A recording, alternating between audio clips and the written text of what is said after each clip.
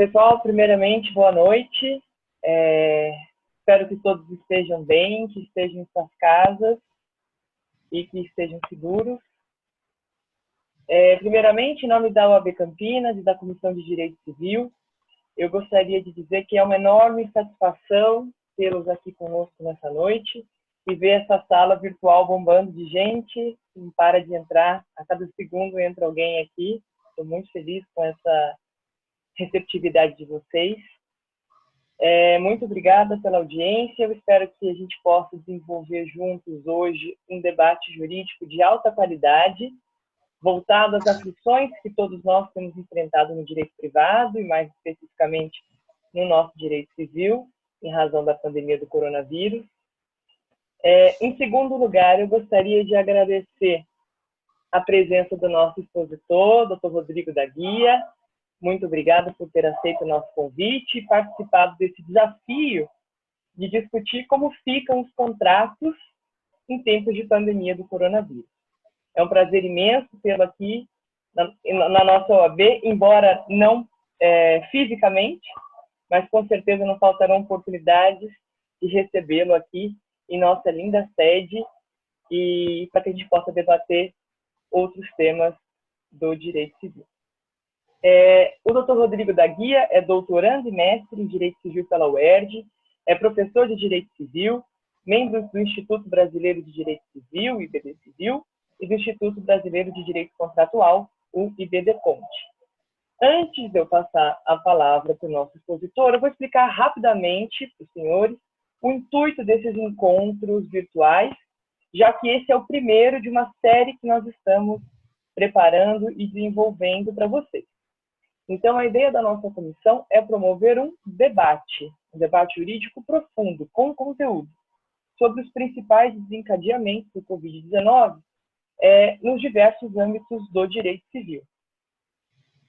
Assim, a cada 15 dias, nós vamos ter aqui um novo tema e recomendaremos alguns textos para os nossos encontros. Para o encontro de hoje, nós sugerimos 4 textos, sendo 2 textos base e 2 textos complementares, para que a gente consiga manter o nível da discussão e para que a gente não caia em achismos, tá bom? Se você quiser ver algum tema específico aqui nos nossos encontros, eu vou pedir que vocês me mandem um e-mail para o endereço direitocivil, tudo junto, @oabcampinas.org.br. Depois eu mando para vocês aqui no nosso chat, para que vocês consigam copiar aí, tá bom? Então, o tema de hoje envolve os contratos e seu cumprimento ou descumprimento diante desse contexto caótico que nós estamos vivendo. Quer dizer, como a gente deve agir? O que a gente faz com os contratos nessa época de pandemia? Eles devem ser cumpridos? Devem ser adiados? Rescindidos ou renegociados? Como nós, advogados, devemos aconselhar nossos clientes? Essas são apenas algumas das inúmeras dúvidas que nós temos enfrentado no dia a dia da prática da advocacia. Assim, eu vou passar a palavra para o Dr. Rodrigo da Guia, que irá expor algumas bases do nosso debate, para que a gente possa efetivamente discutir esse tema tão interessante e relevante para a nossa atualidade. Por fim, eu informo que o Dr. Rodrigo vai fazer a exposição, e ao abrirmos para o debate, eu peço que os senhores se manifestem aí, erguendo as mãos, tem essa possibilidade aqui nesse aplicativo, para que eu possa ir fazendo a mediação e liberando os microfones de vocês, já que todos vocês entraram com o microfone travado, tá bom? Então, quem não souber se manifestar levantando a mãozinha aí no aplicativo, me manda uma mensagem pelo chat que eu vou liberando e a gente vai conseguindo debater, porque como são muitas pessoas, talvez fique um pouquinho mais difícil eu liberar o microfone de todo mundo, tá bom? Por fim, eu ainda peço a compreensão de vocês, caso aconteça algum erro aí de tecnologia, estamos nos aventurando nessa nova plataforma, mas eu tenho certeza que vai ser um sucesso. Muito obrigada mais uma vez a todos. Doutor Rodrigo, a palavra é toda sua. Muito obrigada mais uma vez. Muito obrigado. Eu começo dando boa noite a todos. Já tive a oportunidade de ver vários amigos, colegas que estão aqui presentes. Uma alegria mesmo. Agradeço a doutora Mariana Baroni pelo convite. É uma honra participar das atividades aqui da OAB Campinas. Mas fico muito honrado mesmo. Acho uma iniciativa tão interessante que eu já estou tentando roubar a ideia aqui para o Rio. Para ver se a gente consegue fazer também. Muito bom. Mas é uma alegria enorme. Eu queria dizer também que todo mundo pode ficar à vontade para escrever no chat, mas eu acho que pelo tempo vai acabar sendo difícil a gente falar durante a exposição inicial. Mas depois a gente vai ter oportunidade para debate. Como a doutora Mariana falou, nosso foco é muito mais fazer uma apresentação inicial de algumas ideias, alguns conceitos, para que na sequência a gente explore o debate. O foco realmente é o debate que vai vir na sequência. Bom, vamos ver se a tecnologia ajudar. Eu preparei uma breve apresentação de slides. Acho que está funcionando, tudo certo? Está funcionando. Maravilha. Bom, então o nosso tema é discutir como que ficam os contratos diante da pandemia do coronavírus. Eu não pretendo propriamente responder essa pergunta, não dá para responder em tese, aliás, isso já poderia ser assumido como uma premissa teórica. Não dá para responder todos esses problemas em tese.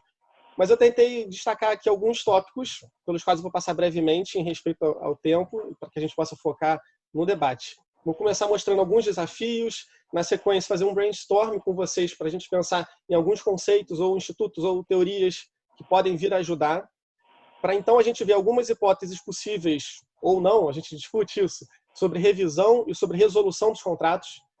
Na sequência a gente pensa sobre caso fortuito e força maior e termina com uma pergunta sobre as mensalidades escolares.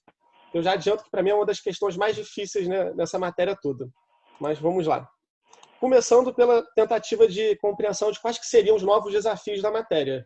É evidente que a pandemia repercute sobre os mais variados ramos do direito, a gente não tem dúvida disso. No direito civil, eu destacaria alguns, só para a gente começar a se ambientar com a discussão. Na parte geral do Código Civil, na teoria geral do direito civil, se discute a possibilidade de suspensão ou impedimento dos prazos prescricionais. Isso é uma discussão que está na ordem do dia. Nos direitos reais, a gente vê também uma discussão parecida sobre a possibilidade ou não de se suspender o prazo para aquisição da propriedade via uso capião. Porque, afinal de contas, o proprietário pode estar impossibilitado de lutar pela sua posse. Então, isso é uma discussão que existe. Junto com as discussões sobre os poderes do síndico no condomínio edilício. O síndico pode restringir o acesso às áreas comuns, pode restringir o acesso de funcionários e tantas outras discussões. No direito de família, a gente vê, por exemplo, a discussão sobre guarda e visitação dos filhos num período de isolamento social. Como é que se deve regular esse tipo de relação? Nas sucessões, a gente imagina dificuldades variadas para o testamento, porque para todas as modalidades ordinárias de testamento, seria necessário algum tipo de convivência social, mesmo no testamento particular, pela necessidade das testemunhas. Enfim, mas isso tudo é realmente só um aperitivo para a gente pensar na matéria, que o nosso foco é discutir o direito contratual. Então, eu começo com um brainstorm de algumas expressões que aparecem na matéria. A gente sabe que uma das que mais aparece é caso fortuito. Então, a gente começa a discutir coronavírus, pandemia, Covid-19 e já vem à cabeça a ideia de caso fortuito ou força maior, para dizer que alguma circunstância alheia à vontade das partes tornaria impossível o cumprimento do programa, alguma coisa nesse sentido. A gente vai aprofundar logo na sequência. Outra ideia que também vem muito à mente, teoria da imprevisão ou teoria da onerosidade excessiva, com as suas particularidades. Então, pela primeira, o contratante argumentaria: eu não podia prever a ocorrência de determinado acontecimento, portanto, eu não posso assumir os riscos disso. Pela onerosidade excessiva, nem seria necessário discutir o que foi previsível ou não.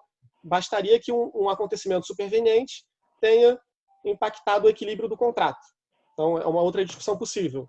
Os novos princípios contratuais também aparecem aqui, naturalmente. Boa-fé objetiva, função social do contrato, o equilíbrio contratual, são ideias que também se invocam nesse tipo de discussão. E, por fim, os remédios clássicos que a gente vai discutir de revisão e resolução do contrato. Quando que seria o caso de se revisar o conteúdo do contrato e quando que seria o caso de se extinguir a relação por meio da resolução. Pensando um pouco na revisão, eu acho que vale a pena a gente lembrar de uma coisa que já está aos poucos se sedimentando como uma premissa na doutrina contemporânea, de que a revisão deve ser escolhida com prioridade em detrimento da resolução. Então, na medida do possível, a preocupação do operador do direito deve ser preservar o contrato, ainda que seja necessário modificar em alguma medida os seus termos. Nesse contexto de revisão contratual, uma discussão que aparece muito forte, que está crescendo mesmo, é a do dever de renegociação. Eu destaco aqui nominalmente o professor Anderson Schreiber, que escreveu uma tese de titularidade sobre esse tema, sustentando que, diante de uma circunstância de desequilíbrio, os contratantes seriam obrigados. E se for descumprido o dever de renegociar, o que acontece?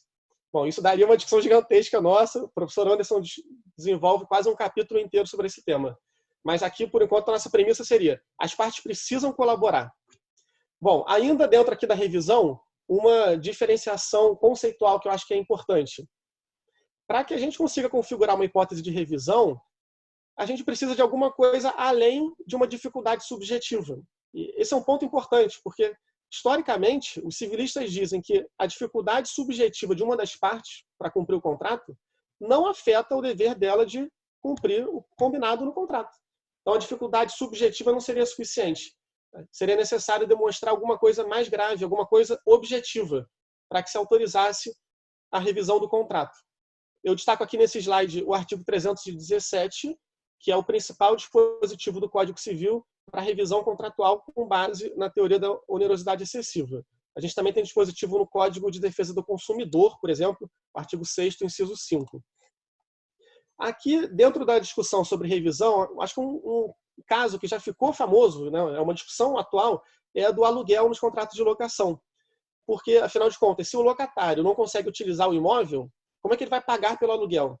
É claro que, da outra parte, o locador vai dizer: se eu não receber o aluguel, eu não consigo sequer manter o imóvel, manter a estrutura do imóvel, pagar tributos básicos. Então, essa é uma discussão muito difícil. Um dispositivo que tem se invocado aqui nessa matéria é o 567 do Código Civil, e aí a gente poderia sustentar que ele se aplica subsidiariamente à lei do inquilinato, porque não tem regra específica na lei 8245, e esse artigo do Código Civil legitimaria um pleito de revisão ou até mesmo de resolução do contrato. E aqui a argumentação do locatário seria: o fato de eu não poder utilizar o imóvel representa um prejuízo à locação. Eu não consigo usar o imóvel, é como se ele tivesse se deteriorado, ou mesmo se perdido. O locatário não tem mais utilidade. Então, essa é uma possibilidade que a doutrina já tem aventado para a revisão dos contratos de locação. E aí, chegando no caso da resolução, aqui eu destaco que escrevi um artigo com um grande amigo, o professor Eduardo Nunes de Souza, sobre esse tema especificamente, hipóteses de resolução dos contratos. E aqui eu acho que vale a pena seguir a estrutura que a gente adotou no próprio artigo, que consiste em diferenciar alguns grupos de hipóteses fáticas. No primeiro grupo, a gente poderia imaginar o caso de cinemas, teatros, casas de espetáculos, um show que aconteceria numa arena, um evento que foi impedido de acontecer em determinado estádio. E o que eu quero destacar aqui nesses pontos todos? Por alguma circunstância do governo, um contratante não pode cumprir a sua prestação. Ele é impossibilitado. Por exemplo, porque um decreto determinou o encerramento de todas as atividades de cinema.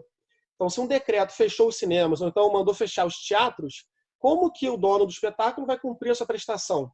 Isso não é possível. Então, esse seria um primeiro grupo de hipóteses fáticas que a gente imaginou aqui para a resolução.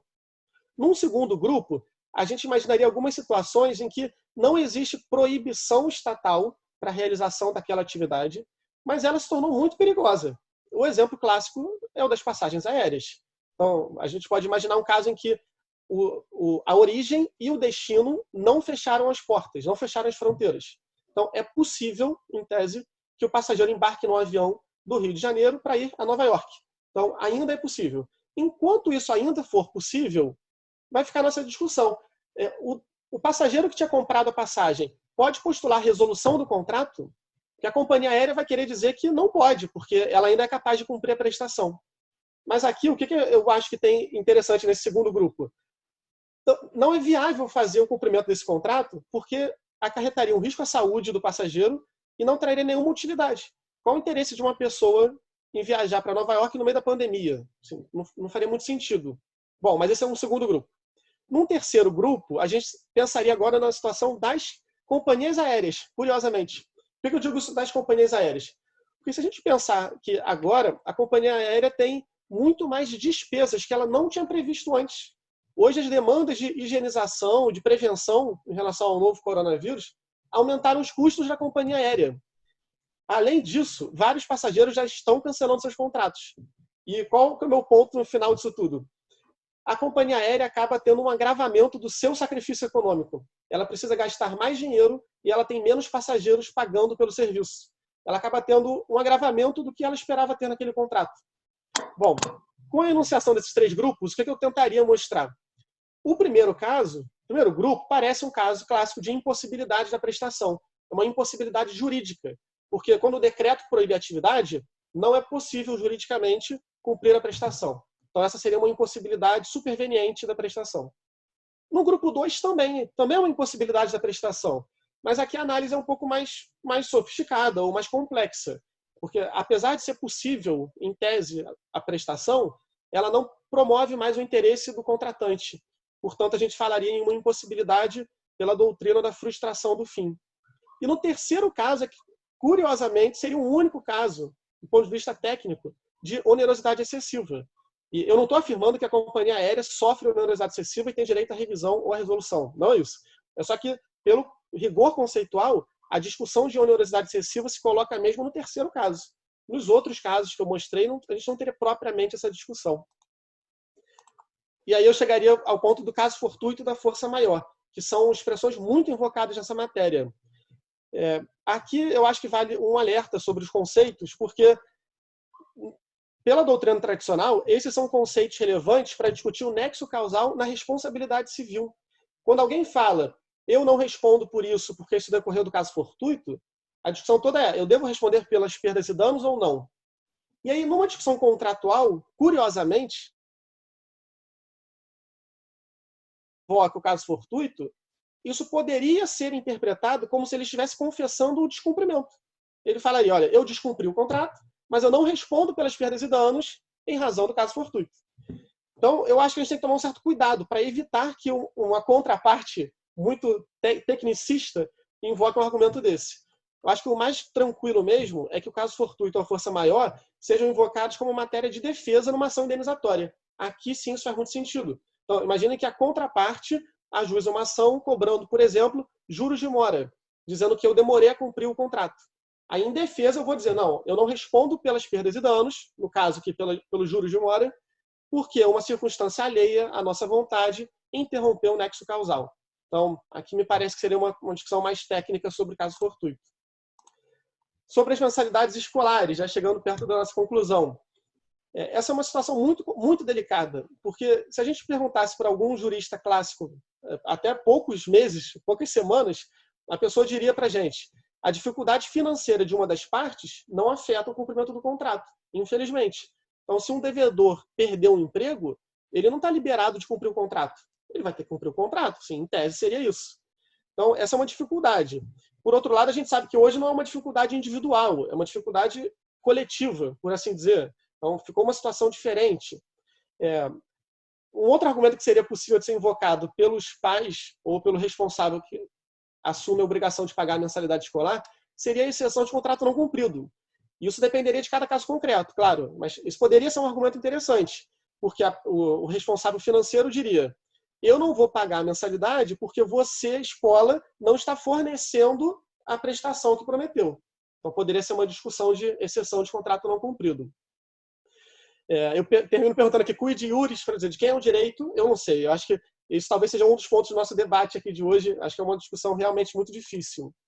E, finalmente, em conclusão, eu só destaco que todas essas questões trazem desafios gigantescos ao princípio basilar da obrigatoriedade dos pactos. O nosso pacta sunt servanda, o contexto é dramático, a sociedade precisa responder coletivamente também. Por isso, me parece especialmente importante a atuação do Poder Legislativo. Acho que esse é um momento, por excelência, de nós pensarmos em leis excepcionais, leis destinadas a reger relações de determinado período de tempo. E, nesse ponto, acho que o projeto de lei que tem assumido maior proeminência é o projeto de lei 1179 de 2020, do Senado Federal. Existe uma previsão de que ele seja votado já amanhã. Ele já recebeu algumas emendas e tem uma previsão de que seja votado amanhã. O presidente do Senado está empenhado para isso. Enfim, então talvez a gente tenha novidade nesse sentido. E eu termino isso tudo perguntando, com o nosso brocardo latino clássico, né? Iura nobis curia. O juiz conhece o direito. E aqui não há nenhuma afronta a nenhum dos membros do judiciário, eu só termino com a interrogação, porque acho que nesse período é mais importante do que nunca um rigor técnico para formular pedidos e para formular defesas. Porque se a gente invocar um conceito um pouco errado, não necessariamente o juiz vai ter boa vontade de entender o que a gente quis dizer com aquela expressão. Então, é a hora de tomar cuidado com as palavras, seja para formular o pedido, seja para formular uma linha de defesa. Enfim, era essa a exposição inicial e a gente passa para o debate agora. Muito obrigada, doutor Rodrigo. Sua exposição foi excelente, pontual, mas muito técnica e muito clara. Muito obrigada. Vamos ver agora se alguém já traz alguma provocação, alguma pergunta, ou se quer expor alguma coisa, que já tem várias outras perguntas para te fazer aqui também. Vamos lá. Alguém gostaria de fazer alguma pergunta, alguma colocação? Me mandem aqui para que eu consiga liberar os áudios. Enquanto ninguém faz a pergunta, vou aproveitar aqui a oportunidade e te perguntar o seguinte, Rodrigo. Você acha que, por exemplo, esse projeto de lei, ele vai trazer uma questão mais genérica como forma de resolução dos contratos. Ele não traz especificamente isso, né? Ele vai só dizer que se aplica o caso fortuito e a força maior.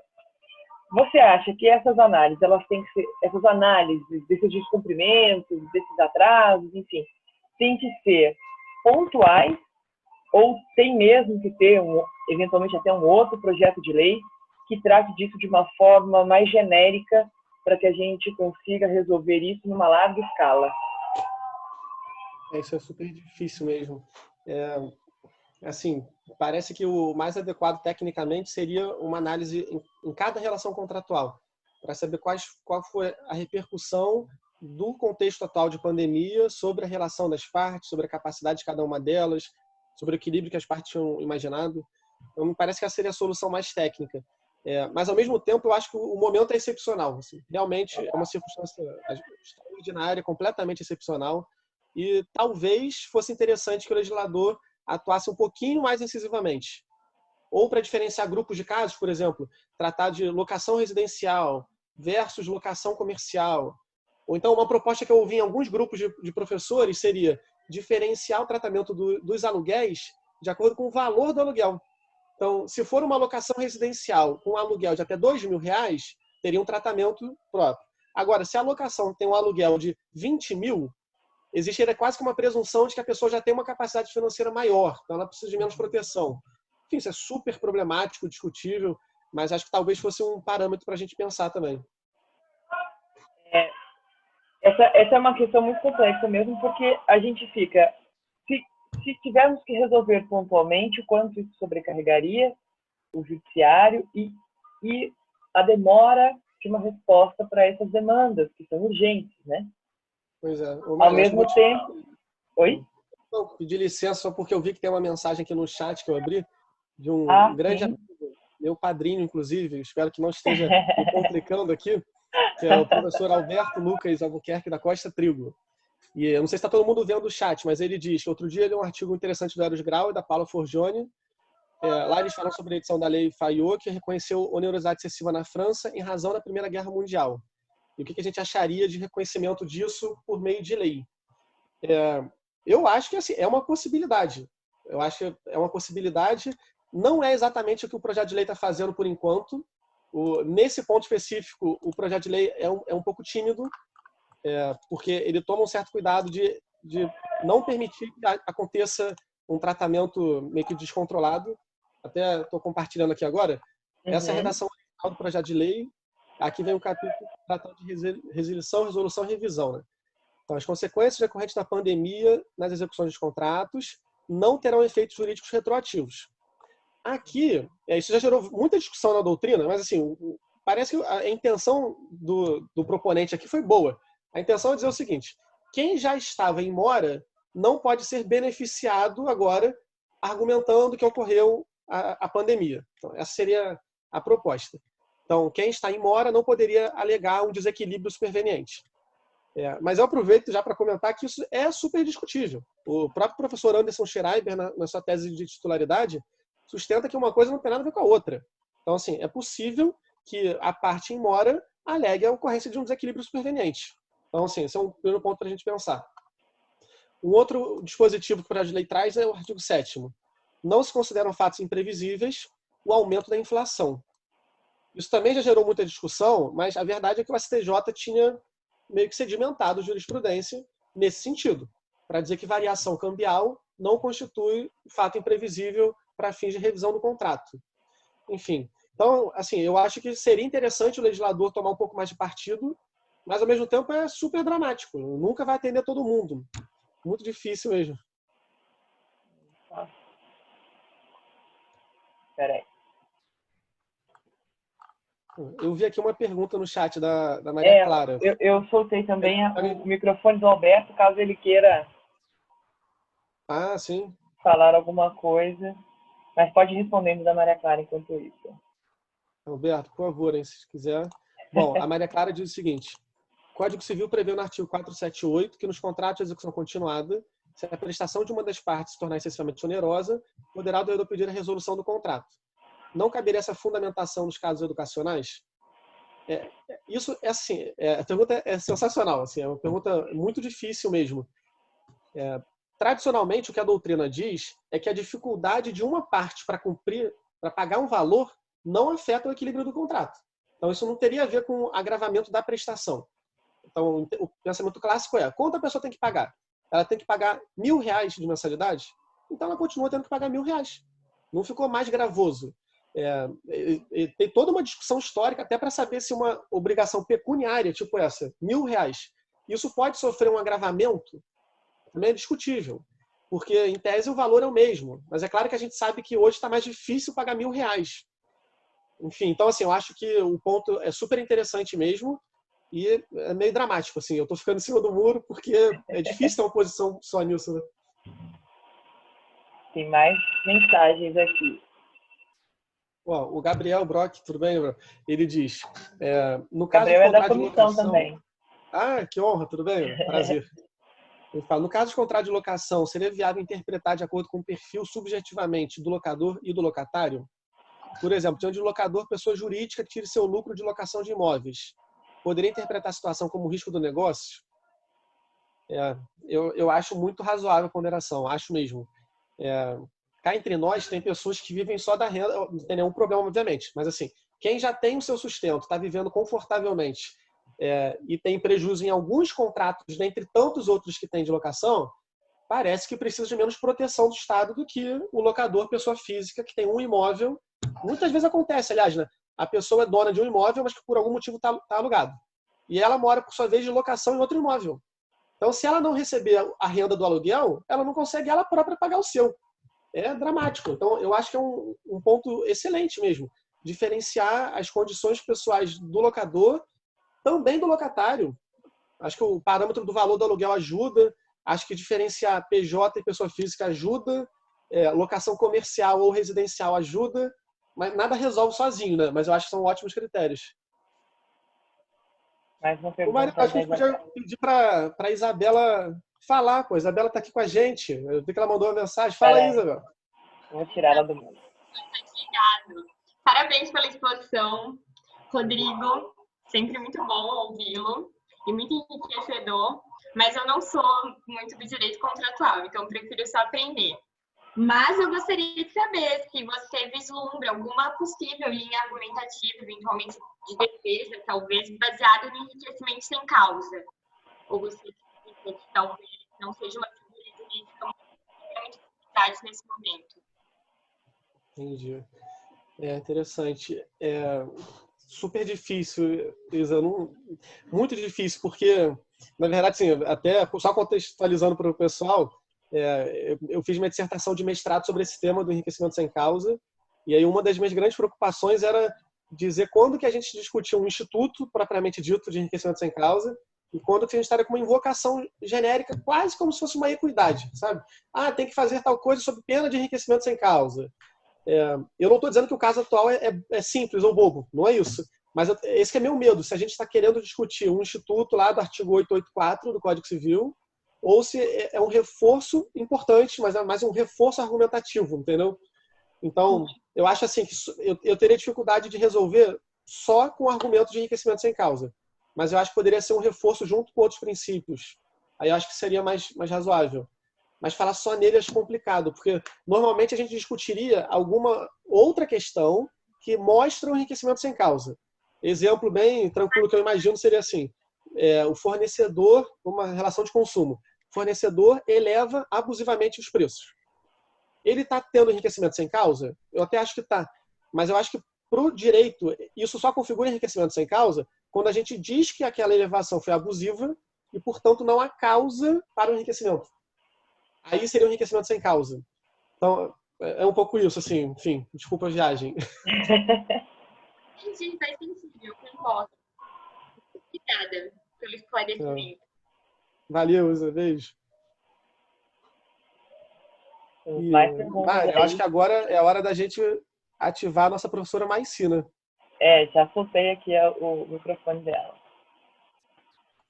Olá, boa noite a todos, tudo bom? Tudo bem, Maicina? Tudo bem. Bom, o meu questionamento, Rodrigo, é o seguinte, nós temos visto um esforço imenso, inclusive nosso aqui, de tentar manter as atividades, né, em geral, né, e principalmente lembro aí dos contratos de prestação de serviços educacionais, pós-graduações, enfim, e algumas até faculdades mesmo, estão optando agora e se adaptando para os cursos online, né, utilizando aí aplicativos e tudo mais.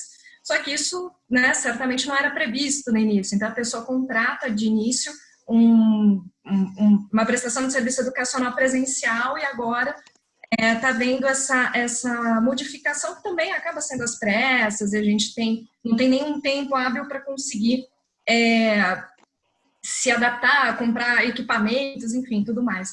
Aí eu gostaria de saber de você se você entende pela aplicação aí do 313 de que isso seria uma alteração da prestação, né, inicialmente pactuada, se isso poderia ensejar aí alguma resolução do contrato, enfim, ou se poderia haver alguma execução específica do curso presencial mesmo, em momento oportuno que seja, né? Não agora, porque agora a gente tem um impedimento, enfim, mas é mais isso. Agradeço já a presença, parabenizo a comissão, vou pedir licença que daqui a pouquinho eu já tenho que sair, porque eu vou dar uma aula agora, mas agradeço muito aí as suas colocações, viu? Um beijo a todos e tchau, tchau, se cuidem. Obrigada, Maici. Bom, muito interessante. Maici que também é da nossa comissão. Ah, sim. Poxa, essa pergunta eu acho interessantíssima mesmo, essa discussão é muito boa. Até vou compartilhar aqui só para todo mundo estar na mesma página. Esse aqui é o artigo 313 do Código Civil, que a Maicília mencionou. O credor não é obrigado a receber prestação diversa da que lhe é devida, ainda que mais valiosa... Como é que tá aqui? Tô com medo de perder aqui. Enfim, aqui está cortando para mim. Ainda que mais valiosa, que é o princípio da identidade da prestação. Acho essa discussão super interessante. Eu até diria o seguinte, em um contexto normal, sem ser a pandemia, a gente teria uma certa facilidade de aplicar o artigo 313. Porque, afinal de contas, se eu contratei aula presencial, eu não sou obrigado a receber aula virtual, ainda que a escola ache isso lindo. Eu não sou obrigado a ter ensino à distância se eu não contratei exatamente isso. Seria uma aplicação direta do artigo 313. Então, sim, eu acho que é um argumento plausível. O que eu acho que é o contraponto é que, justamente, o período é tão extraordinário e envolve a sociedade inteira. Então, não foi propriamente a escola querendo inadimplir o contrato e oferecer outra prestação. A situação é bem delicada. A gente poderia até trazer um argumento, até mesmo um argumento existencial, de índole existencial, e discutir melhor o interesse da criança.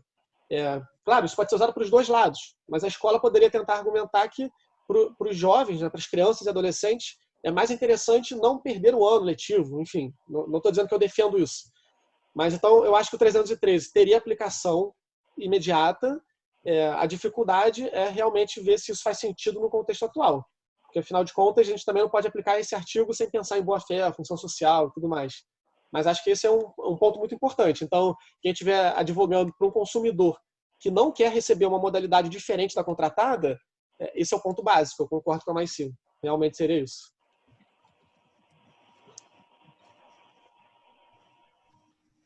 Mas o que você acha, mano? Diz aí. Obrigada, Rodrigo. Obrigada. Valeu, beijo. Beijo. Temos mais uma pergunta aqui do Eric. O Eric, tudo bem, Eric? Ele diz que assistiu a pós do EBRAD. Que honra, obrigado. Muito legal mesmo.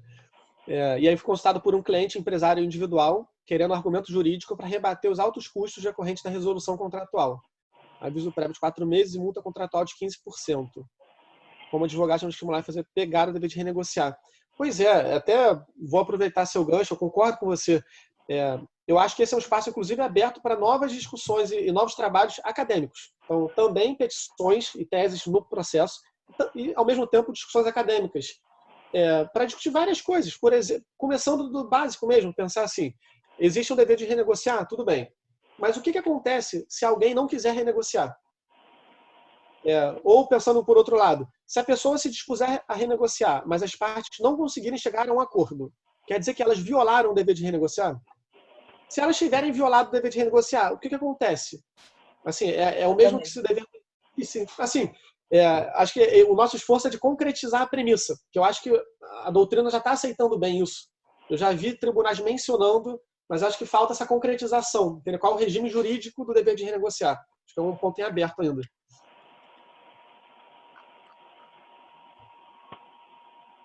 Doutor Alberto, de novo, liberar aqui o seu microfone. O Alberto lançou aqui uma pergunta que eu acho que até se relaciona com a questão da MAICI, falando sobre direitos dos consumidores, hipóteses de mensalidade. E ele pergunta, diante de aulas por vídeo, existe uma necessidade de revisão de preços de mensalidade? Eu acho que esse seria um argumento muito interessante. Assim. Talvez fosse mais factível a gente falar isso do que sustentar puramente a resolução do contrato por inadimplemento. Porque a gente poderia invocar o 313, como estava discutindo, mas isso seria talvez gravoso demais para as escolas. Talvez fosse o caso de reconhecer que a escola cumpre o contrato, mas cumpre numa medida imperfeita. A gente poderia trazer aqui uma discussão de violação positiva do contrato, até. Curiosamente. É como se a escola estivesse cumprindo o contrato, mas deixando de cumprir em alguma parcelinha pequena. E aí, pensando na conservação dos contratos, acho que seria mais razoável a gente cogitar da revisão do valor do que do cancelamento total. A Beatriz colocou aqui, pensei o mesmo, doutor Alberto. Muitos colegas reclamam que mesmo tendo as aulas, elas não teriam a mesma qualidade da aula presencial, o que é bastante discutível, né? Essa questão da qualidade, tá? Porque com esses aplicativos, nem a interação a gente perde, né? Então, isso está sendo prestado, embora de forma diversa, mas será que teria uma perda efetiva, né? O conteúdo está sendo passado. Então, é o momento mesmo da gente ponderar e avaliar essas questões, porque eu acho que o reflexo primeiro vamos rescindir o contrato, eu não vou ter condições de cumprir, e a gente precisa avaliar quais são os efeitos. Era isso que eu queria que você desenvolvesse um pouquinho, Rodrigo, no sentido de, será que toda situação, como é que eu posso colocar? Todos os contratos agora sofrerão algum tipo de impacto, porque todas as nossas vidas estão sendo impactadas em maior ou em menor grau, né? Então, será que isso por si só é motivo para a gente renegociar, é motivo para a gente rever o contrato? Ou efetivamente eu teria que comprovar algum impacto direto e grandioso na minha prestação de serviço para que eu, enfim, pudesse usar da renegociação ou propriamente da revisão contratual? Mas é um ponto bem interessante. Eu acho que o correto e recomendado é a gente imaginar que os contratos continuam obrigatórios, né? Os contratos continuam tendo que ser cumpridos, salvo alguma coisa em sentido diverso.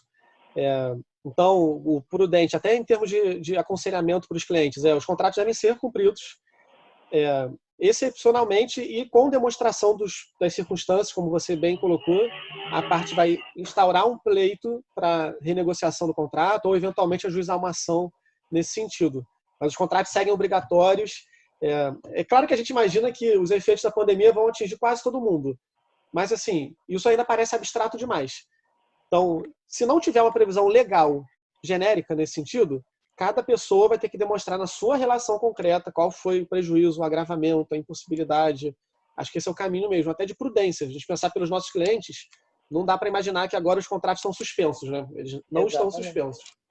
É porque me parece que tem um receio, um medo coletivo, no sentido de tá tendo a pandemia, eu não vou conseguir cumprir, quero renegociar, quero rescindir esse contrato, quando, na verdade, o direito não se modificou, né? A obrigação, a boa-fé, a força vinculante do contrato, todos esses institutos, eles permanecem até segunda ordem, né? Ou até que você consiga, individualmente, como a gente está falando aqui, comprovar que, efetivamente, ou a pandemia em si, ou os atos do governo, por exemplo, impediram o cumprimento daquele contrato, aí sim a justificar uma revisão ou mesmo uma resolução contratual. Né?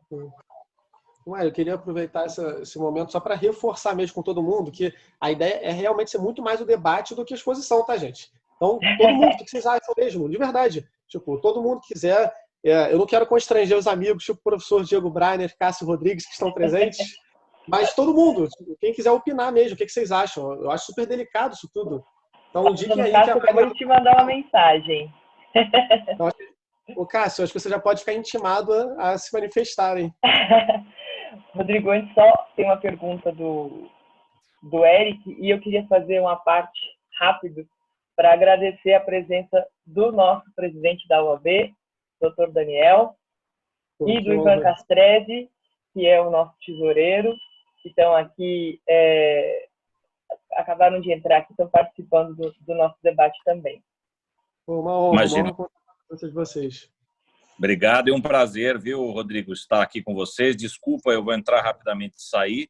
Eu vou mostrar para vocês que nós estamos numa reunião de presidentes de subseção hoje e nós estamos com 270 pessoas aqui em reunião no estado inteiro para tratar de vários problemas aí de interesse da advocacia, mas eu quis passar para deixar um abraço, agradecer a Mariana e toda a Comissão de Direito Civil pela organização e também a você, viu, Rodrigo, pela oportunidade aí do pessoal poder te ouvir.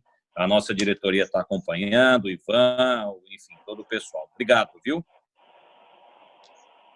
Uma honra, doutor Daniel e todos os demais membros da comissão. Fiquei muito feliz pelo convite e boa sorte aí no trabalho. A reunião deve estar intensa. Boa sorte mesmo. Obrigado, viu? Vamos lá. Eric, deixa eu te achar aqui para... Só uma coisa, Eric, mas enquanto isso, já prepara aí para... você abriu, tá? Eu pedi para você abrir o som. Não, tô aqui, Rodrigo. Tô sem a câmera aqui, mas vamos só com o áudio mesmo. Primeiro, uma satisfação estar conversando contigo, assistir a aula dos contratos coligados essa semana, né? Muito interessante. E uma coisa que a gente discute muito, né? Ouve muito lá na pós, é a questão da boa-fé objetiva e da necessidade das partes, em conjunto, buscarem a finalidade daquele contrato. E aí eu faço uma provocação. A gente pensou muito aqui pelo lado do consumidor, vamos pensar pelo lado da escola. A escola teve que fechar por determinação governamental e, para cumprir a sua obrigação, foi buscar alternativas como o ensino à distância, né? Será que a boa-fé objetiva atual, que é o dever de ensinar determinados conteúdos que estão ali não fundamentariam essa excepcional alteração, uma alteração até unilateral do contrato, ou seja, estou cumprindo o meu dever, mas estou cumprindo de outra forma, da forma contratada, porque eu fui obrigado a assim cumprir. Né? É isso que eu pego em reflexão nesse momento, pensando pelo lado do consumidor, mas pensando também qual seria a defesa da escola em juízo. Essa me parece uma possibilidade. Né? Eric, eu achei muito interessante mesmo. Eu acho que faz todo sentido. E faz todo sentido que eu digo, justamente para a gente pensar em ponto contra ponto, acho que essa seria uma linha de argumentação da escola. Isso mostra um pouco para a gente até a própria dificuldade de pensar num dever de renegociação entre duas partes num caso como esse que envolve uma coletividade gigantesca. Eu não tinha parado para pensar nesse ponto, né? Mas falar em renegociação já é difícil sempre. Agora, falar em renegociação com um colégio e um responsável por um aluno é muito complicado, porque não tem como o colégio prestar um serviço para um aluno diferente do que ele vai prestar para a coletividade. Então, assim, curiosamente, parece que a gente estaria diante de uma renegociação coletiva numa relação privada, como se fosse uma discussão trabalhista, mas aqui é uma discussão de direito privado, estritamente privado, mas talvez a renegociação deve ser coletiva. E eu acho que sim, é um ótimo ponto pensar que a escola está cumprindo de modo diferente, mas é no melhor esforço de atender o interesse dos alunos. Cá entre nós, talvez a gente vai precisar de manifestação até governamental para embasar esse argumento, porque o MEC, em algum momento, vai ter que dar diretrizes sobre o que vai acontecer com o ensino.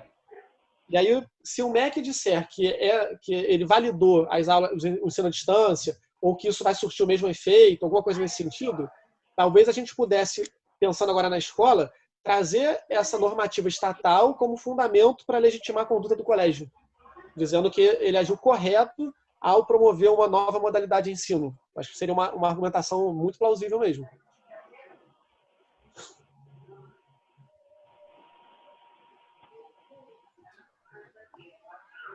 Bom, temos agora a pergunta do professor Cássio também. Seu microfone está liberado. Ah, não tá? Não estava não, agora está.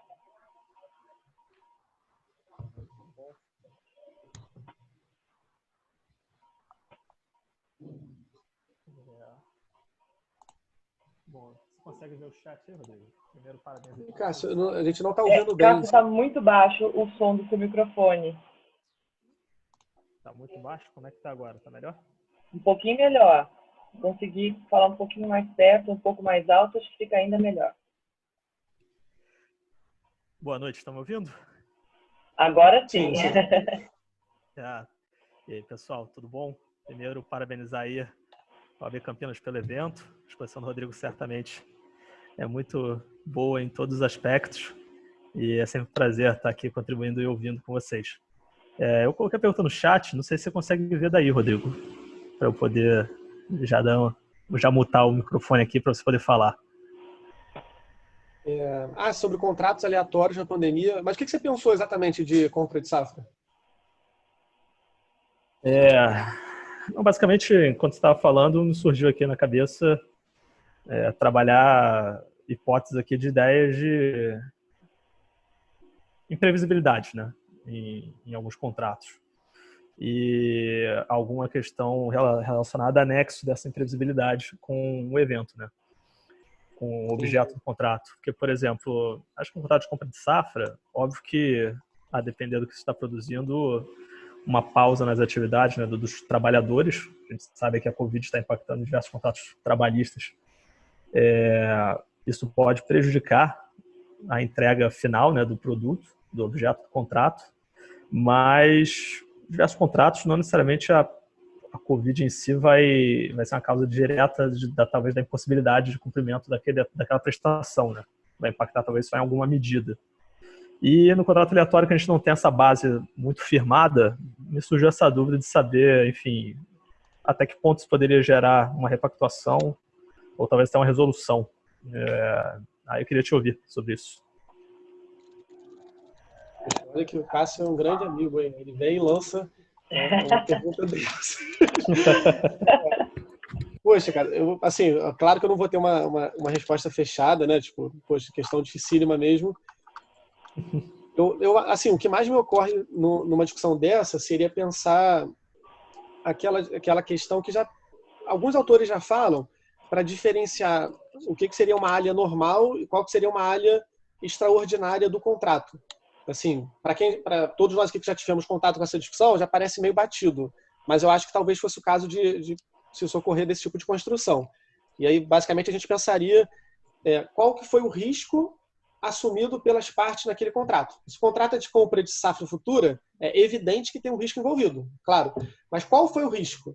Que tipo de circunstâncias a gente poderia imaginar que estavam abarcadas ou imaginadas pelas partes? E aí, o que estava dentro da alha normal, nenhuma circunstância afeta isso. Então, a parte assumiu o risco o contrato segue o mesmo. Agora, se a gente conseguir configurar uma circunstância fora da área normal, ou seja, fora dos riscos que as partes assumiram, aí já faria mais sentido cogitar de uma revisão contratual. Eu acho que vale a pena fazer um gancho disso com uma lei nova, que é a Lei da Liberdade Econômica. A lei trouxe algumas coisas que já são meio... No fundo, assim, trouxe algumas previsões que seriam óbvias no direito civil. Mas eu até li recentemente um texto da professora Paula Forgione, dizendo que, às vezes, o óbvio precisa ser dito no Brasil. Então, tudo bem, fiquei convencido por ela, dizendo que o óbvio precisa ser dito. E eu acho que uma boa aplicação aqui agora. Por exemplo, a gente pode pegar aqui... Deixa eu compartilhar a tela.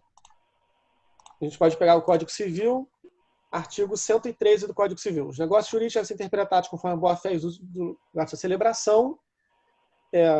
Parágrafo 2º. As partes poderão livremente pactuar regras de interpretação, de preenchimento de lacunas e de integração dos negócios jurídicos. Então, essa é uma primeira previsão que a gente poderia invocar hoje. E a outra que eu queria mostrar está no artigo 421. 421, isso. O parágrafo único dizendo, 421, parágrafo único. Nas relações contratuais privadas, prevalecerão o princípio da intervenção mínima e a excepcionalidade da revisão contratual. Então, esse é o primeiro ponto. E o outro que eu acho que poderia ser o mais interessante de todos nesse tipo de caso é isso daqui. 421A, inciso 1. As partes negociantes poderão estabelecer parâmetros objetivos para a interpretação das cláusulas e de seus pressupostos de revisão ou resolução. Ou seja, as partes podem dizer o que é caso fortuito para elas. As partes podem dizer o que é onerosidade excessiva para elas. Quais circunstâncias abalam o equilíbrio. O que se considera um desequilíbrio excessivo. Então, as partes poderiam falar isso.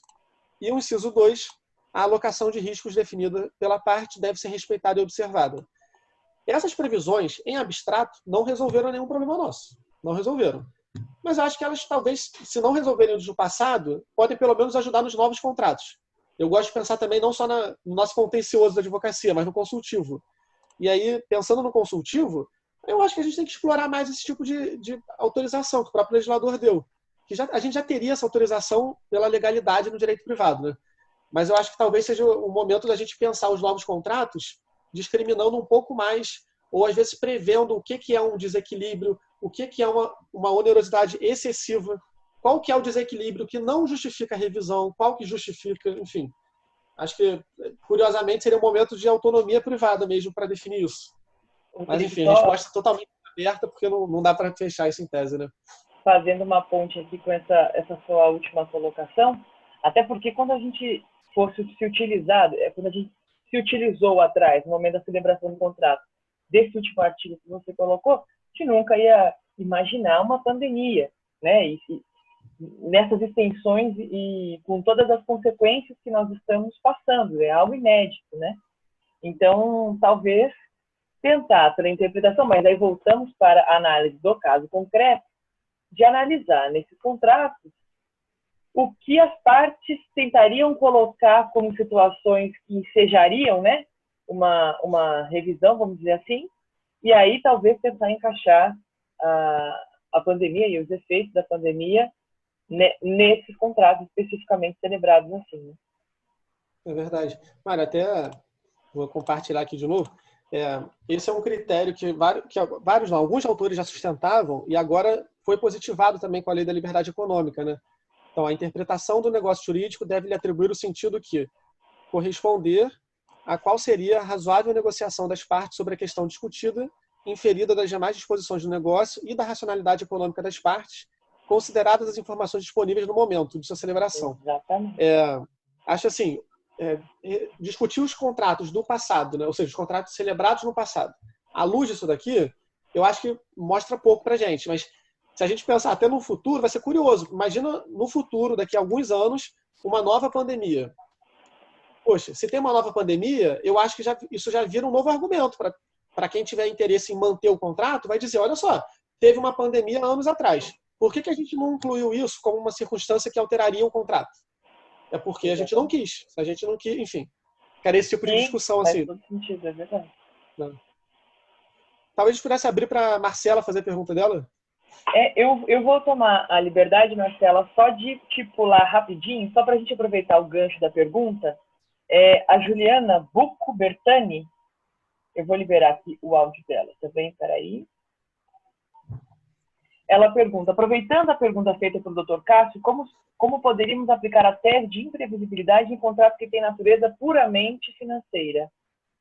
Só para a gente aproveitar o gancho, já voltamos para a pergunta da Marcela. Ô, Juliana, você quer comentar alguma coisa, especificar? Se pensou algum caso, alguma situação? Pensei. Boa noite. Parabéns pela exposição, pela iniciativa da OAB. A pergunta decorre, na realidade, de algumas situações que eu tenho presenciado. Então, por exemplo, contratos que eu entendo que são de natureza meramente financeira são aqueles contratos que envolvem algum risco e estão atrelados à entrega de commodities, como compra e venda de energia elétrica, compra de algodão, da safra, enfim.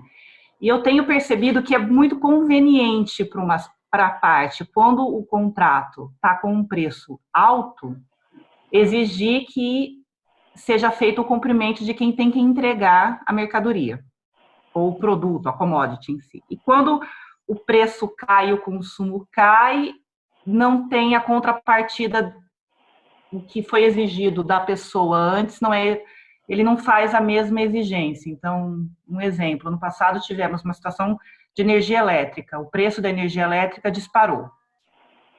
Ainda assim, comercializadoras de energia tiveram que fazer frente a esse mercado e honrar com as suas obrigações, mesmo com altos preços, o que deu até uma quebra generalizada no setor. Agora, as comercializadoras estão vivendo um outro movimento. As indústrias que contratam no Mercado Livre não querem a energia, porque alegam que, apesar de terem contratado lá atrás, apesar dos comercializadores, das empresas terem adquirido essa energia com preço mais alto lá atrás, eles não vão ter o consumo agora. E embasam a imprevisibilidade para justificar o não pagamento ou o não consumo da energia. Minha opinião jurídica, isso não seria aplicável, porque eu posso pegar essa energia e colocar para ser vendido no mercado. E se o preço está diferente, está mais baixo daquele que eu paguei, é o risco do meu negócio. É o risco da minha operação, decorre do risco do contrato que eu fiz. Então, eu só queria ter uma opinião dos colegas, porque tem hora que a gente se sente um pouco isolado, sem poder trocar experiência com todo mundo em home office, a gente não sabe para quem recorrer.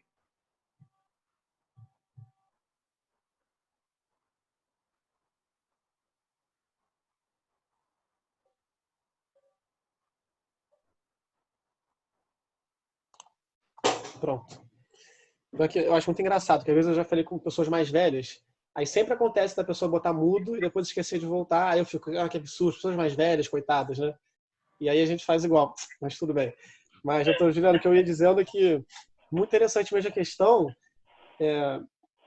eu acho que a gente, na verdade, tem que diferenciar a situação do pobre coitado que está fazendo tem um contrato ali, que já é um valor significativo da sua renda, às vezes é uma coisa para subsistência e tal, de um investidor. Então, assim, contratos que envolvem investimento, que são notoriamente de risco, não vou dizer que é impossível a gente falar em onerosidade excessiva ou em previsão e discutir a revisão do contrato.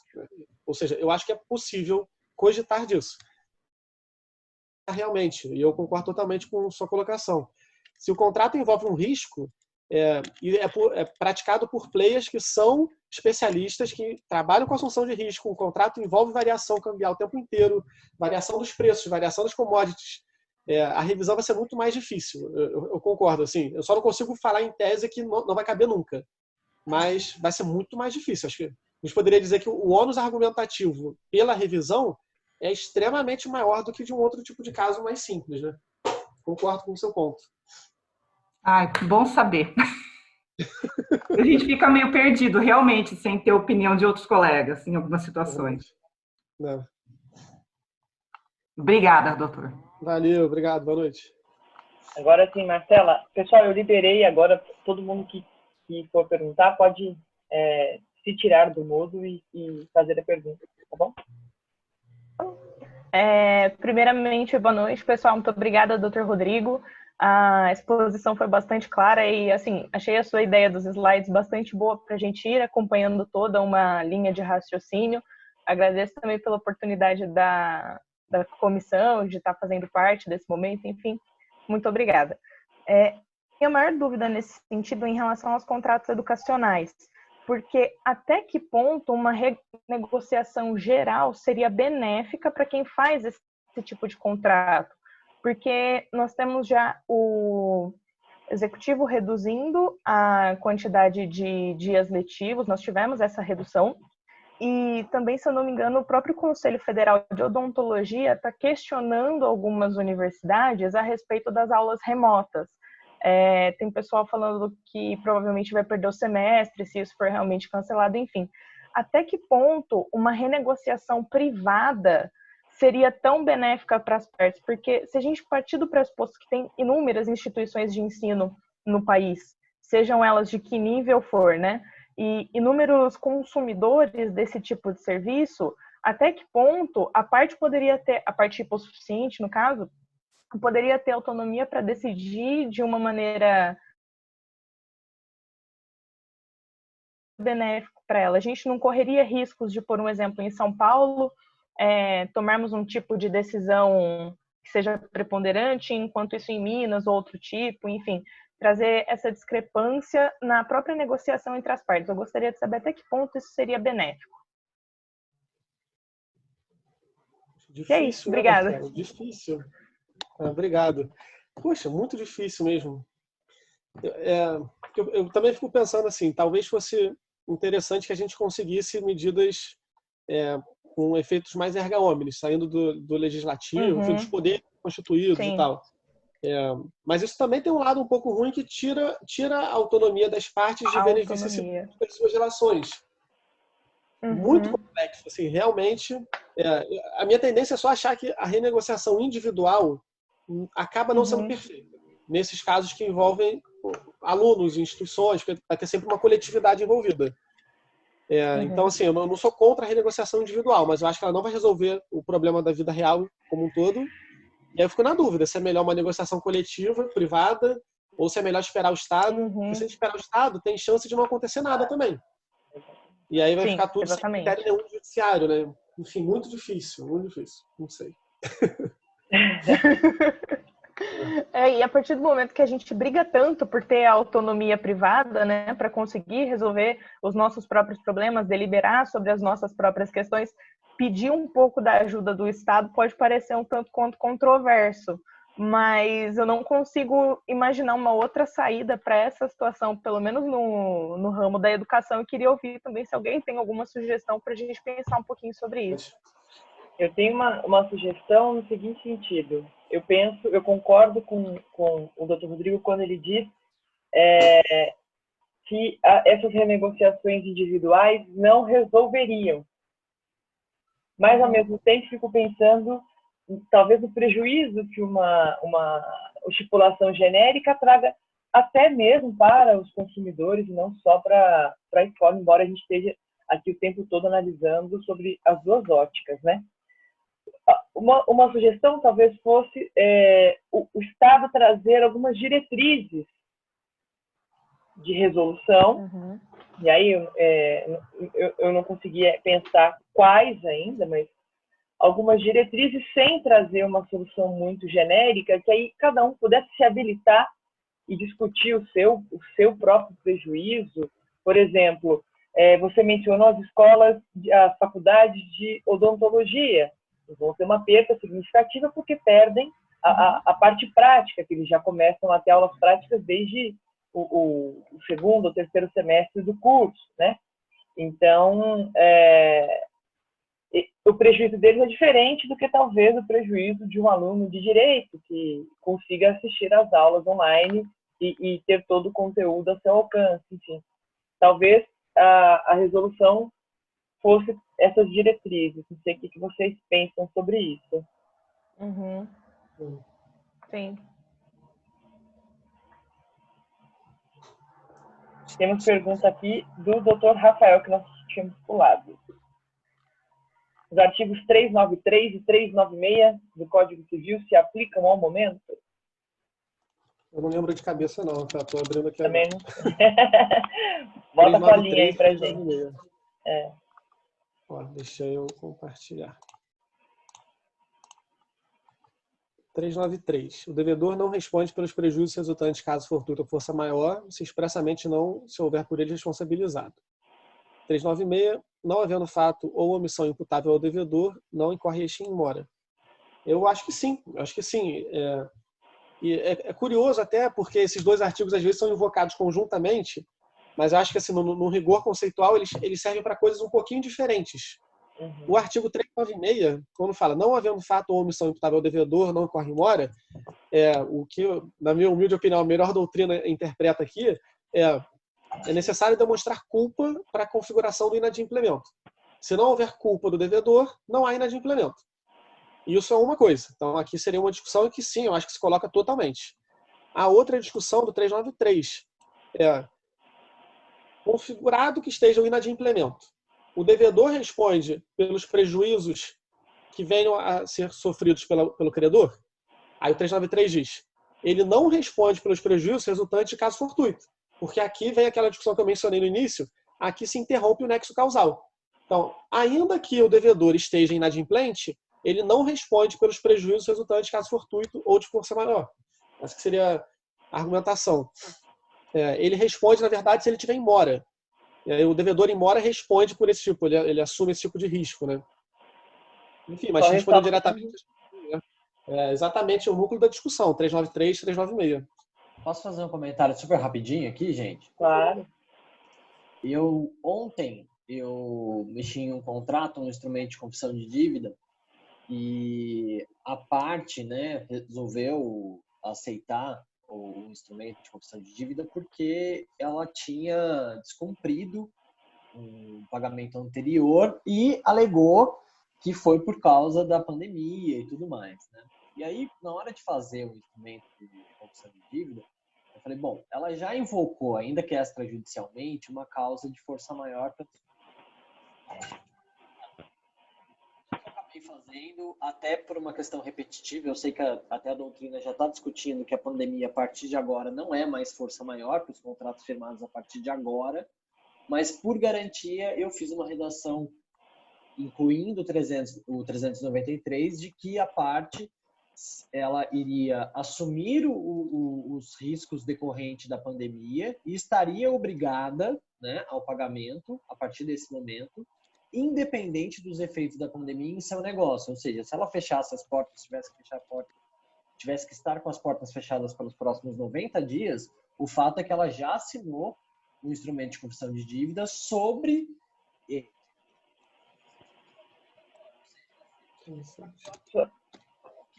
para preservar ainda mais o interesse do meu cliente naquele caso. Muito interessante. Eu até vou pedir licença aqui para voltar numa tela. Eu acho que o Dr. Eric acabou de dar um exemplo excelente dessas novas previsões que agora estão expressas no Código Civil pós-Lei da Liberdade Econômica. Primeiro, dizendo que as partes podem estabelecer livremente parâmetros para a compreensão dos pressupostos de revisão ou resolução. Isso já é um ponto. E aí, o que eu estou querendo mostrar se as partes dizem que alguém vai assumir o risco X, é porque isso não configura uma circunstância imprevisível ou de onerosidade excessiva ou superveniente. Então, as partes podem fazer isso. O Dr. Eric acabou de dar um exemplo espetacular de como que se faz um contrato com isso. Até tinha comentado esse ponto, né? Que é mais fácil pensar na redação de um contrato agora, porque a gente pode fazer exatamente o que ele acabou de dizer, tipo, dizer expressamente no contrato quais são os riscos que as partes assumem. E aí isso também se relaciona com o inciso 2 do 421A. As partes também têm liberdade para definir a alocação de riscos. Então, adorei mesmo. Eu acho que na nossa atuação consultiva é isso que a gente tem que fazer cada vez mais. Vou até compartilhar com os colegas aqui no chat como que eu redigia como que eu fiz a redação. Acho que nesse momento a gente tem que compartilhar essas coisas. Legal. Melhorias. Queria que vocês dessem uma olhada e ver o que vocês acham. Estou colocando aqui agora.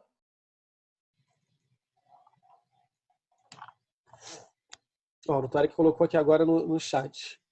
Não será considerado como caso de força maior a emergência de saúde pública de importância internacional decorrente da pandemia, de modo que devedor e coobrigado seguirão responsáveis pelo cumprimento das obrigações, especialmente de adimplir a dívida confessada. Achei espetacular. E o parágrafo único. devedora e cobrigada também ficam responsáveis pelos prejuízos sofridos pela credora em razão de eventual inadimplemento causado pelo impacto da pandemia em suas atividades. Eu achei excelente. Se fosse um contrato ou um contrato de adesão ou uma relação consumerista, eu acho que teria mais espaço para discutir até a abusividade de uma cláusula assim. Mas eu já entendi que não é o seu caso. Então, eu achei excelente. Então, numa relação paritária, as partes estão alocando o risco. Agora, se a outra parte aceitou, paciência, bom trabalho do colega. Pô. Perfeito. Agora, pergunta aqui de Moto G5. Quem será Moto G5? Só uma coisa, Mário, rapidinho. O que eu ia comentar é que, para o nosso colega doutor Eric, eu acho que vale a pena esse tipo de preocupação. Isso aqui não é nenhum agouro, não, pelo amor de Deus, tá? É só para a gente lembrar mesmo da matéria que a mesma lei da liberdade econômica trouxe os critérios de interpretação do negócio no artigo 113, e aí um deles a interpretação do negócio jurídico deve lhe atribuir o sentido que for mais benéfico à parte que não redigiu o dispositivo, se identificável. E isso aqui não é um agouro para o nosso colega. É mais porque eu estava dando uma aula um dia sobre isso, e aí um aluno, também um colega advogado, aí ele falou assim, poxa, mas é injusto e tal. Aí ele falou, então já sei o que eu vou fazer. A partir de agora, todo documento eu vou imprimir botando uma cláusula separado dizendo as partes declaram que redigiram em conjunto o contrato. Enfim, não é o tema da nossa conversa de hoje, mas eu acho que é uma dica para a gente pensar no futuro, nessa atuação consultiva. Com certeza, bem destacado.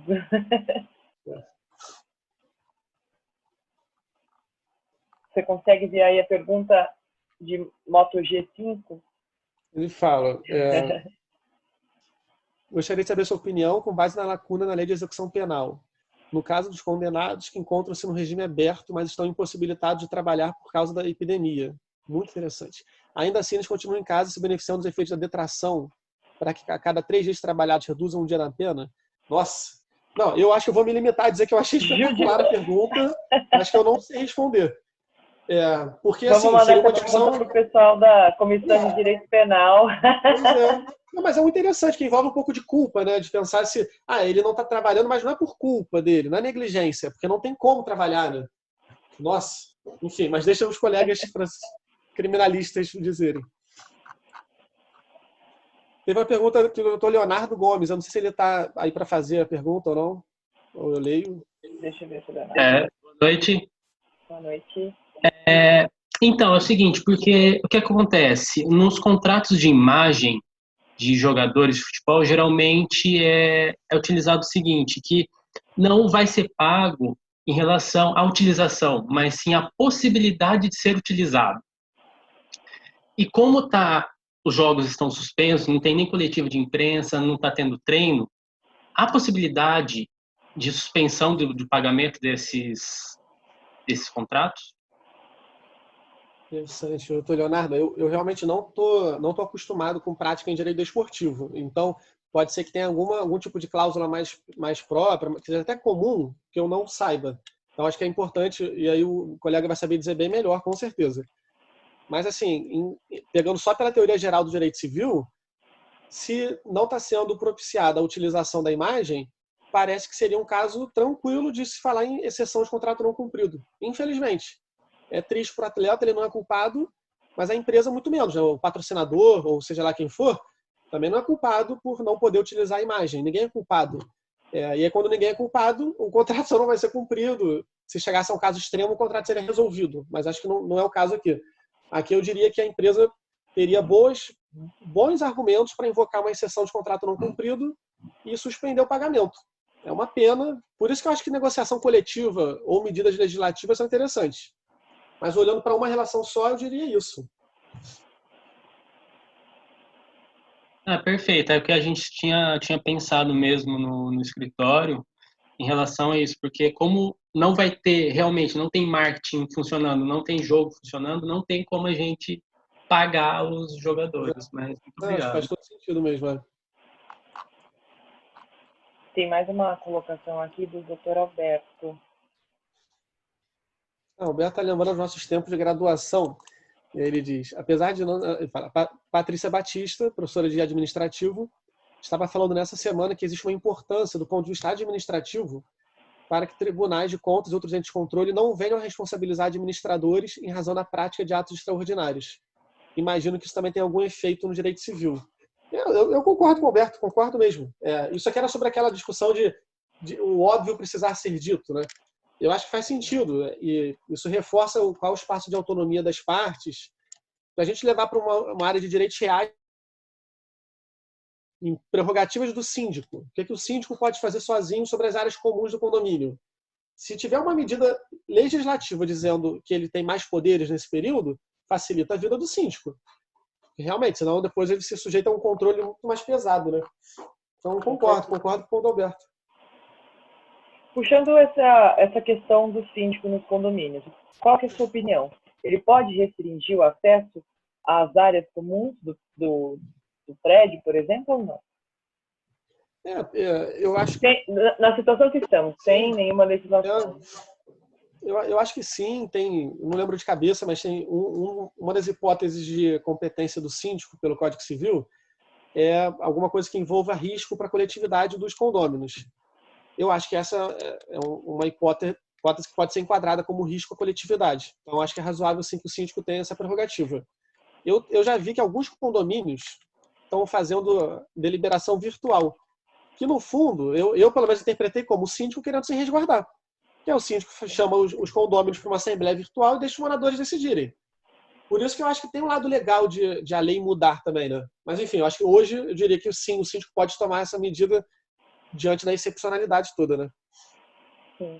Paula, eu vou habilitar o seu microfone, por favor, pode fazer a sua pergunta. Oi, na verdade sou eu, Caio. Queria cumprimentar, eu estou no computador da minha mãe, aqui de Campinas. Queria cumprimentar o professor Rodrigo da Guia, dizer que é uma honra ter ele mesmo de longe aqui em Campinas. Esperar que a gente, quando voltar tudo isso, tenha ele mais próximo. Cumprimentar a Mariana também, que foi minha amiga de graduação na PUC. Muito legal esse momento.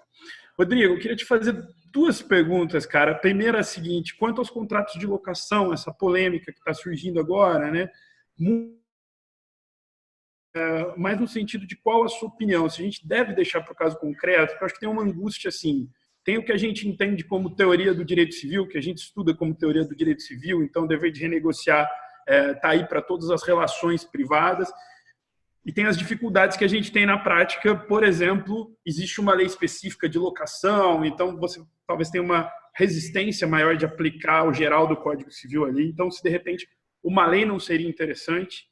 E se não seria interessante essa lei prever, eventualmente, que, como o professor Anderson Schreiber defendeu ontem, né, comprovando uma, digamos assim, alteração da circunstância subjetiva do locatário, né, então uma perda de emprego ou algo assim, ele consiga reduzir.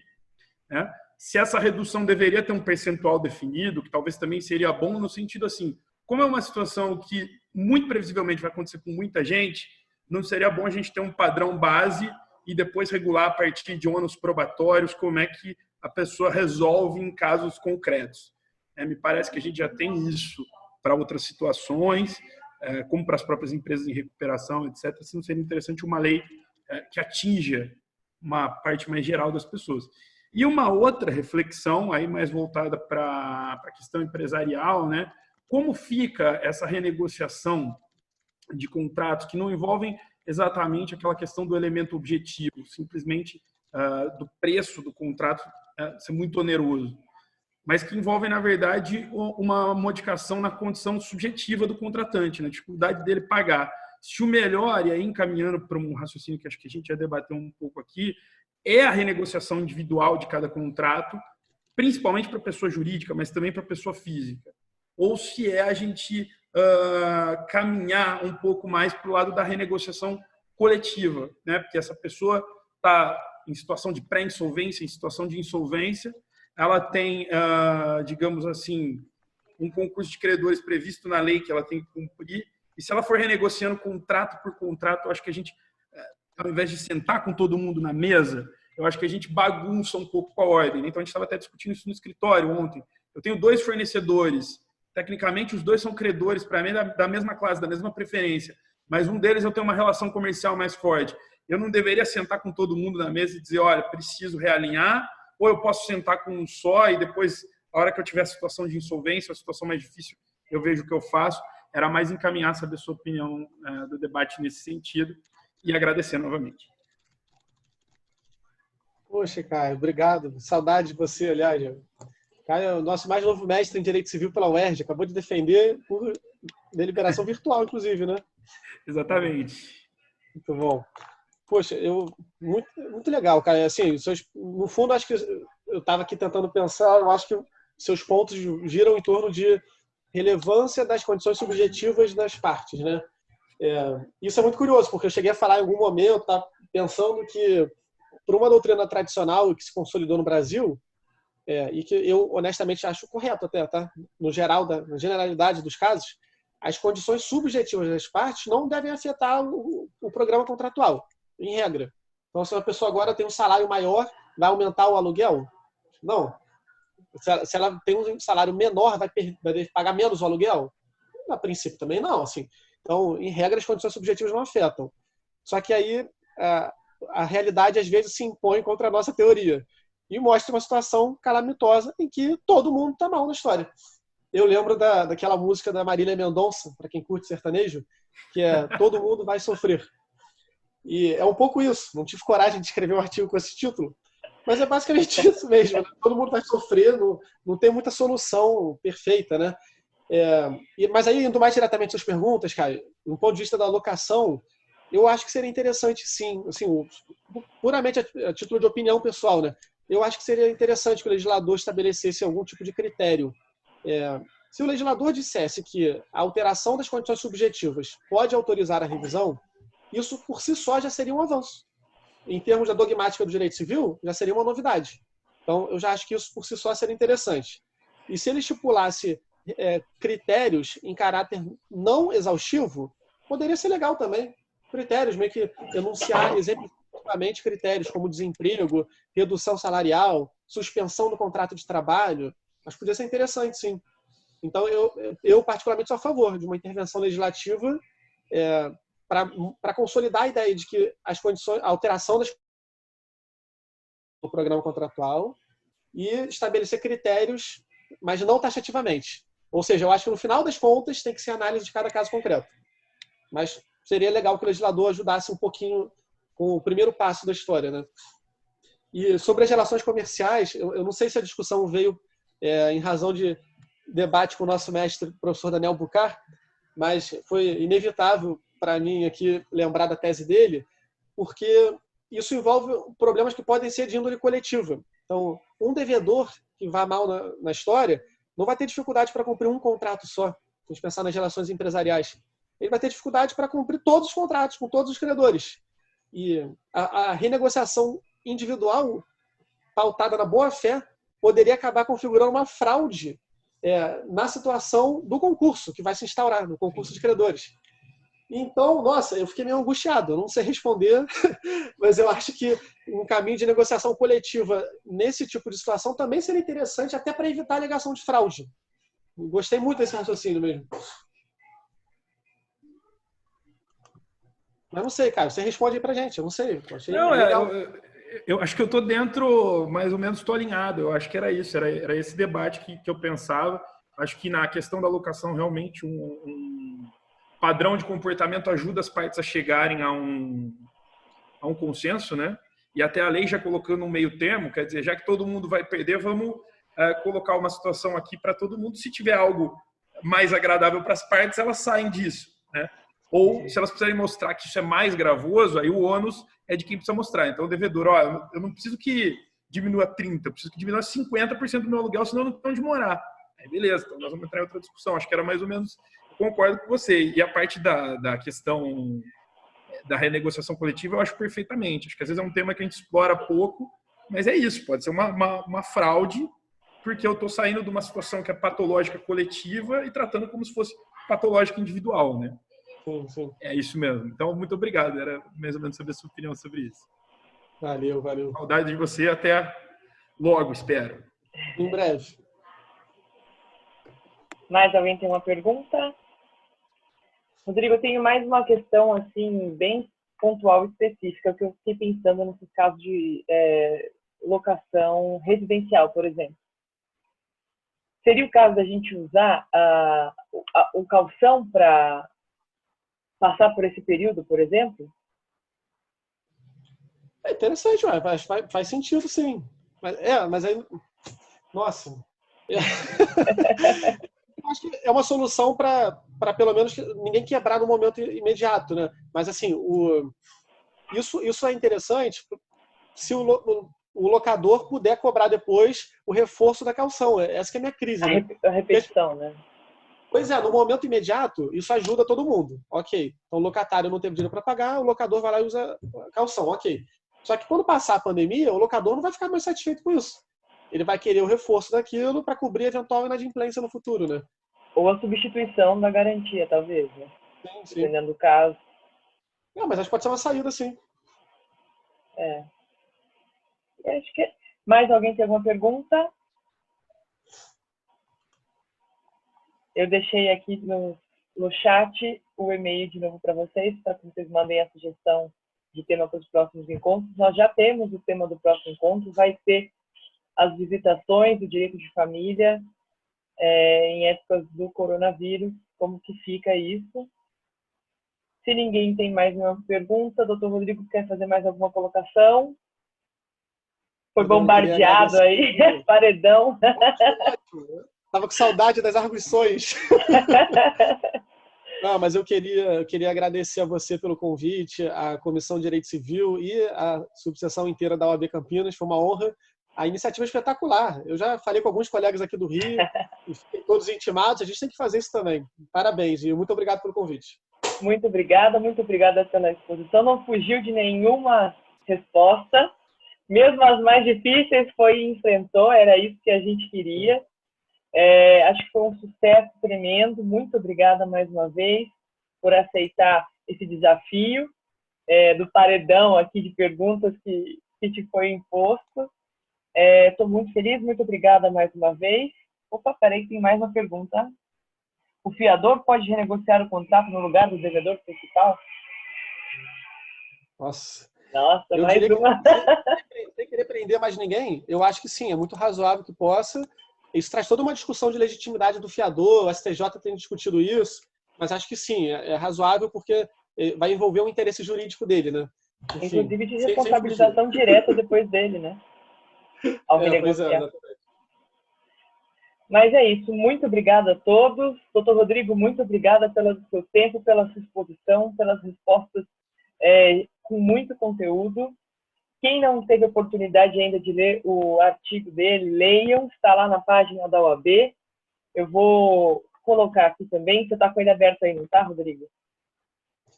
Até estou, sim. A gente coloca a gente pode... para que o pessoal tenha acesso. Muito obrigada. Espero que você possa estar conosco aqui na OAB Campinas o mais brevemente possível. E é isso. Conte conosco. Muito obrigada mais uma vez. Obrigado a todo mundo. Boa noite. Se cuidem, todos. Beijo. Tchau, tchau. Fiquem em casa. Valeu. Fiquem em casa. Tchau, tchau.